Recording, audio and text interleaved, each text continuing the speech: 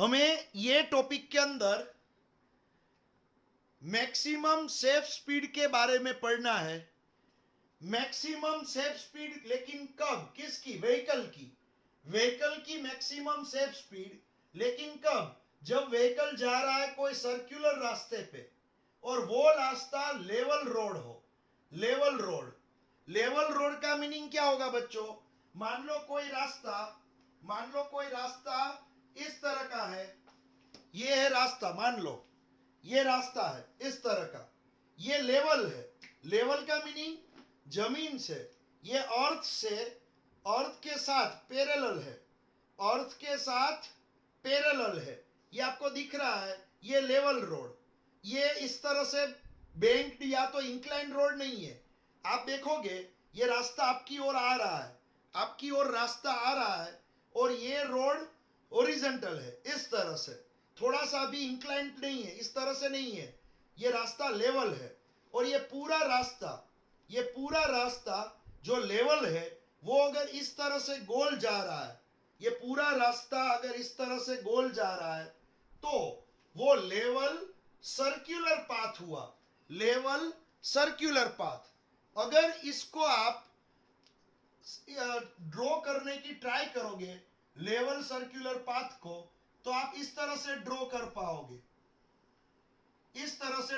पाओगे, ये रास्ते को अगर आप ट्राई करोगे ड्रॉ करने की, तो यहां पे एक रास्ता है इस तरह से, यहां पे आपको एक रास्ता दिखेगा इस तरह से। ये जो रास्ता है सामने से आप जब देखोगे इसको, तो ये लेवल सर्कुलर रोड है। ये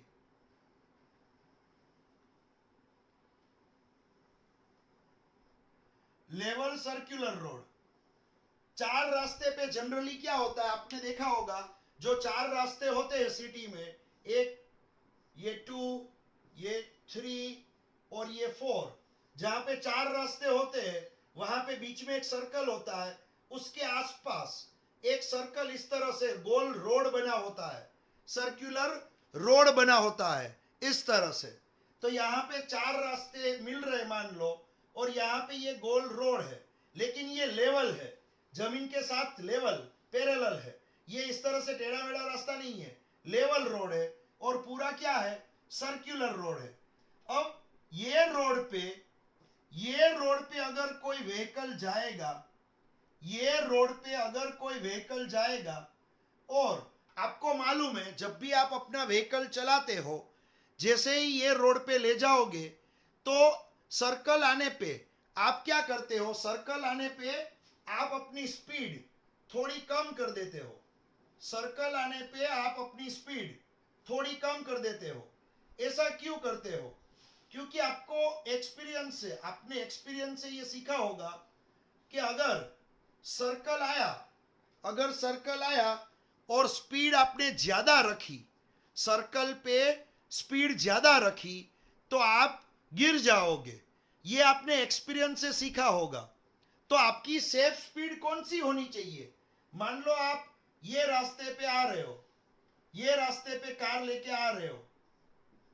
लेके ये रास्ते पे आ रहे हो और आपको पूरा सर्कल घूमना है, स्पीड में आ रहे हो और पूरा सर्कल घूमना है, तो होगा क्या, इसकी स्पीड 80 किलोमीटर पर आवर है। तो 80 किलोमीटर पर आवर से अगर आप आओगे और इस तरह से गोल घूमने के लिए जाओगे, तो आप ये रोड से बाहर स्लिप होके बाहर चले जाओगे। समझ में आ रहा है? रोड से स्लिप होके बाहर की ओर चले जाओगे। तो जब भी आप सर्कल पे आते हो, जब भी आप कोई सर्कल पे गोल रास्ते पे आते हो, तो आप ऑटोमेटिक ब्रेक लगाते हो और स्पीड कम करते हो। कोई भी सर्कल हो या तो टर्निंग हो, रास्ता इस तरह से टर्न हो रहा है, मान लो आप यहां से आ रहे थे और रास्ता इस तरह से टर्न हो रहा है, तो टर्निंग पे भी क्या हुआ, एक सर्कुलर वे मिला इस तरह से। तो ये टर्निंग पे भी आप ब्रेक लगाओगे, ब्रेक लगा के व्हीकल की स्पीड कम करोगे और व्हीकल टर्न लेगा। लेकिन मैं अगर आपको पूछना चाहूं कि भाई मुझे मेरे व्हीकल की मैक्सिमम सेफ स्पीड कितनी मिलनी चाहिए, तो जब सिविल इंजीनियर रास्ता बनाएगा तो ये रास्ता सिटी में है, तो जो व्हीकल आ रहे हैं वो सोचेगा व्हीकल सिटी में 80 किलोमीटर पर आवर से नहीं आते हैं, जो व्हीकल आते हैं वो मैक्सिमम 40 की स्पीड से आते हैं। जब भी ये सर्कल पे वो गोल घूमेंगे तो 40 की स्पीड से तो वो गोल नहीं घूमेंगे, लेकिन हम ऐसा सर्कल बनाए जिससे अगर वो 20 की स्पीड से गोल घूमे, मैक्सिमम 20 की स्पीड से गोल घूमे, तो वो स्लिप ना हो जाए। तो इसका कैलकुलेशन करना पड़ता है, उसके हिसाब से ये रास्ते की रेडियस डिसाइड होती है, उसके हिसाब से ये रास्ते की रेडियस डिसाइड होगी। और ये रास्ते पे साइड में एक बोर्ड लगा देंगे और लिखेंगे 20 स्पीड, इस तरह से। मीन्स ये रास्ते पे गोल घूमने की मैक्सिमम स्पीड 20 की है, ये रास्ते पे गोल घूमने की मैक्सिमम स्पीड 20 की है। वो इस तरह से बोर्ड भी लगा देंगे और इसके अकॉर्डिंग ये सर्कल की रेडियस भी डिसाइड होगी। समझ में आ रहा है? तो ये जो सर्कल होता है, जो यहाँ पे डिजाइन होता है, उसके पीछे कैलकुलेशन करना पड़ता है। अगर सर्कल रेंडमली कुछ भी बना दिया तो बहुत सारे एक व्हीकल आएंगे स्पीड में और वो सर्कल को क्लियर नहीं कर पाएंगे, तो यहाँ पे वो स्लिप हो जाएंगे और ये सर्कल पे एक्सीडेंट होगा। तो सर्कल बनाने पे सबसे पहले डिसाइड करना पड़ेगा कि ये सर्कल कहाँ पे है, हाईवे पे है, सिटी में है, कहाँ पे है, और यहाँ पे व्हीकल की मैक्सिमम स्पीड कौन सी स्पीड पे अगर वो टर्न ले तो वो गिरे नहीं, वो स्पीड तय होती है। उसके बाद रास्ते की रेडियस भी डिसाइड की जाती है। तो ये पूरा कैलकुलेशन करना पड़ता है। तो यहाँ पे ये पूरा कैलकुलेशन करने में यहाँ पे जो मेथड है वो मैं बताने जा रहा हूँ। मेथड क्या है, ध्यान रखना बच्चों, अच्छी तरह से ध्यान रखना। मैं पूरी मैक्सिमम सेफ स्पीड ढूंढने का यहाँ पे आपको मेथड बताने जा रहा हूं, ध्यान रखना। मान लो कोई व्हीकल यहाँ पे गोल घूम रहा है सर्कुलर पाथ पे, मैं व्हीकल को यहाँ पे ड्रॉ कर रहा हूं। मान लो बस है, ये बस है, ये बस का फ्रंट साइड ड्रॉ किया, ये बस की हेडलाइट, ये बस के टायर, बस को मैंने फ्रंट साइड से ड्रॉ किया है, फ्रंट साइड से बस आपके सामने आ रही है। तो यहाँ पे बस जब आपके सामने आ रही है मीन्स ये बस यहाँ घूम रही थी और यहाँ पे जब पहुंची तब आपको ऐसा लगेगा बस आपके सामने आ रही है, आपको बस की फ्रंट साइड दिखेगी। तो ये बस का जमीन पे mg वेट फोर्स लगेगा और जमीन ये बस पे ऊपर की ओर नॉर्मल फोर्स लगाएगी। तो ये दोनों सिंपल है, आपको मालूम है कोई भी ऑब्जेक्ट जमीन पे mg फोर्स लगाता है और जमीन उस पे जो यहाँ पे प्लेन है, वो प्लेन मींस जमीन उस पे ऊपर की ओर नॉर्मल फोर्स लगाती है। तो यहाँ पे क्या होगा बच्चों, देखो यहाँ पे मान लो आपने कोई एक व्हीकल लिया है, आपने कोई एक व्हीकल लिया है। मान लो यहाँ पे मैं आपको ड्रॉ करके ये बता रहा हूं, ये है व्हीकल, ये व्हीकल है आप इसको सामने से देख रहे हो। जब आप ये व्हीकल को सामने से देखोगे तो व्हीकल की हेडलाइट दिखेगी और उसकी विंडो दिखेगी, फ्रंट विंडो। तो ये व्हीकल इस तरह से आके गोल घूमेगा, इस तरह से आके गोल घूमेगा ये व्हीकल। तो ये व्हीकल का mg कहां पे होगा, नीचे होगा, mg नीचे होगा और नॉर्मल फोर्स कहां पे होगा, ऊपर होगा, नॉर्मल फोर्स होगा ऊपर। तो मैंने वो ड्रॉ कर दिए।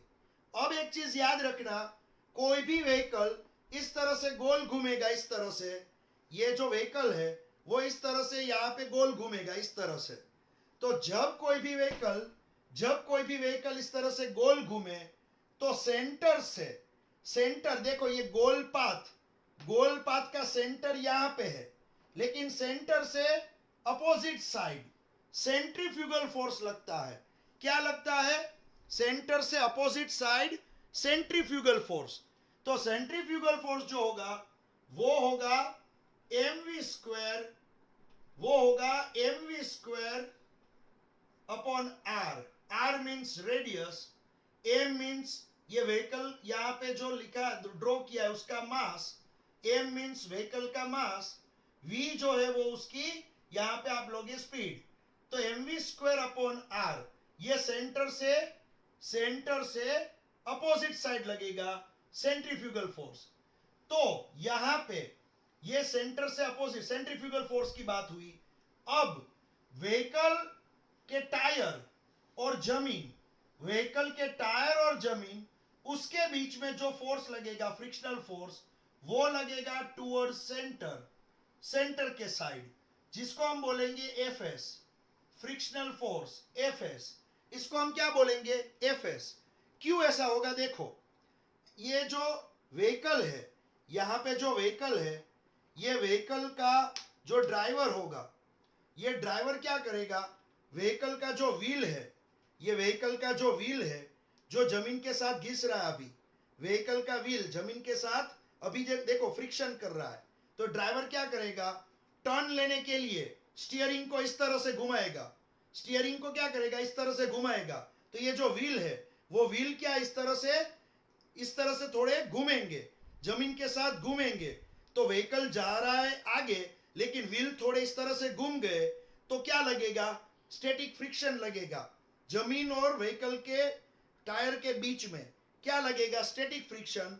तो व्हीकल जा रहा है ये साइड, तो स्टैटिक फ्रिक्शन, ये टायर कहां पे घूमेगा, थोड़ा ये साइड घूमेगा, तो टायर और जमीन के बीच में जो स्टैटिक फ्रिक्शन फोर्स लगता है वो होता है टुवर्ड्स सेंटर की ओर होता है। वो कहां पे होता है, सेंटर की ओर। तो यहां पे चार फोर्स लगे, यहां पे चार फोर्स लगे, एक mg नीचे की ओर, एक नॉर्मल ऊपर की ओर। जब भी कोई व्हीकल गोल घूमता है तो सेंटर से अपोजिट सेंट्रीफ्यूगल फोर्स लगता है mv स्क्वायर बाय r, और टायर और जमीन के बीच में सेंटर की side toward centre frictional force लगता है।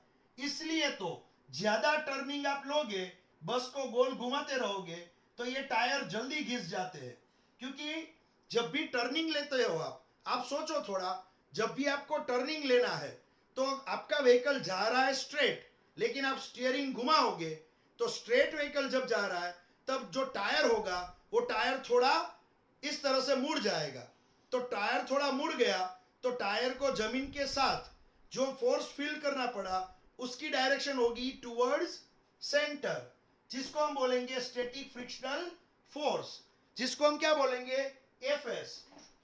यहां पे हम उसको बोलेंगे एफएस। अब क्या होगा देखो बच्चों, यहां पे अब चारों फोर्स मैंने यहां पे लिख दिए हैं, ये चारों फोर्स मैंने यहां पे लिख दिए, आप देख सकते हो चारों फोर्स मैंने लिख दिए। मुझे एक बात बताओ, ये बस हवा में ऊपर जा रही है, उड़ रही है, नहीं, या तो जमीन के अंदर जा रही है, नहीं, इसका मीनिंग क्या होगा, इसका मीनिंग यहां पे ये होगा कि n और mg, n और mg दोनों इक्वल होंगे। इक्वेशन नंबर 1, n और mg दोनों इक्वल होंगे, क्योंकि ये बस ना तो जमीन के अंदर जा रही है, ना तो ये बस हवा में ऊपर जा रही है, ये जमीन पे पड़ी हुई है, दोनों ही इक्वल होंगे, n इक्वल्स टू mg। अब इसके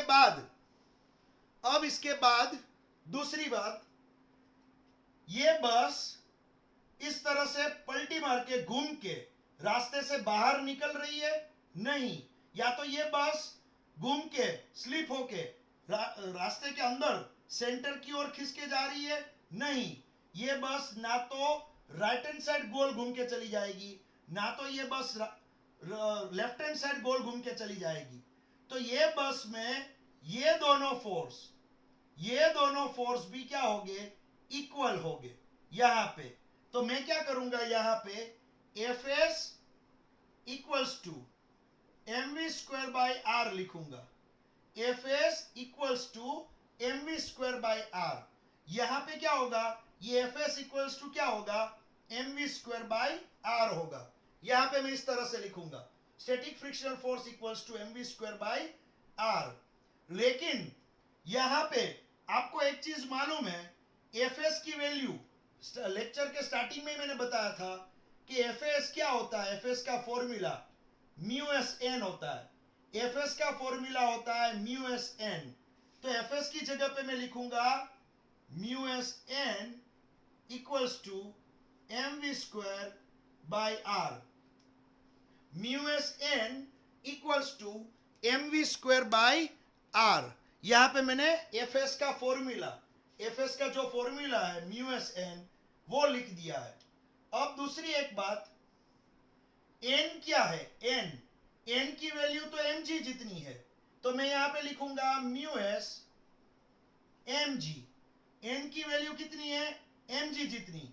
तो फ्रॉम इक्वेशन 1 ये एन हो जाएगा एम जी। तो ये हो जाएगा mu S M G equals to M V square upon R. यहां पे क्या होगा? एम एम कट हो जाएगा, तो वी स्क्वायर का इक्वेशन बनेगा म्यू एस आर जी।